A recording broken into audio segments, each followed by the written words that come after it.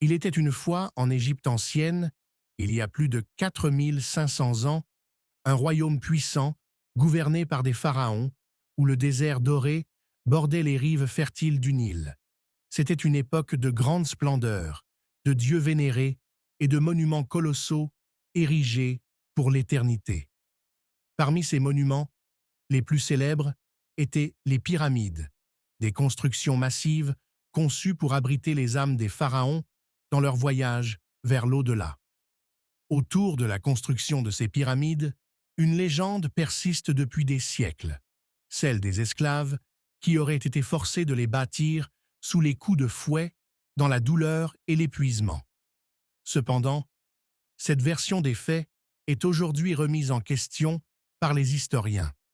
En réalité, les ouvriers qui ont construit les grandes pyramides de Gizeh, dont celle de Khéops, n'étaient probablement pas des esclaves au sens strict.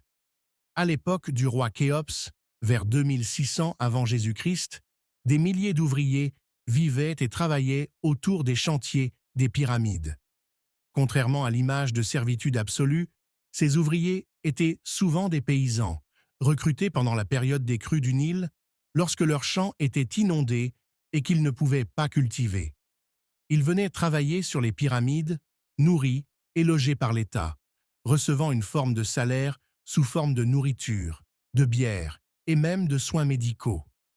Des preuves archéologiques montrent que certains ouvriers vivaient dans des villages à proximité des pyramides et bénéficiaient de services médicaux avancés pour l'époque. Le travail était certes dur et exigeant. Pendant des années, les ouvriers taillaient, transportaient et ajustaient des blocs de pierre gigantesques sous un soleil accablant. Mais ils participaient à une entreprise sacrée, un projet divinifié qui les liait à leur roi et à leurs croyances religieuses. Ils construisaient non seulement une tombe pour leur pharaon, mais aussi un monument destiné à assurer la pérennité du cosmos et l'ordre du monde.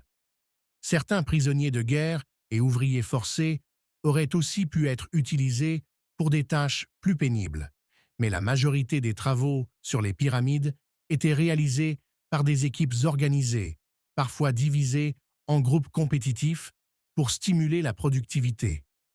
Les villages ouvriers retrouvés sur le site montrent que ces hommes étaient respectés et bien traités, loin de l'image d'une oppression brutale. Ainsi, l'histoire des esclaves bâtissant les pyramides reste ancrée dans l'imaginaire collectif, mais elle s'éloigne de la réalité complexe de l'Égypte ancienne.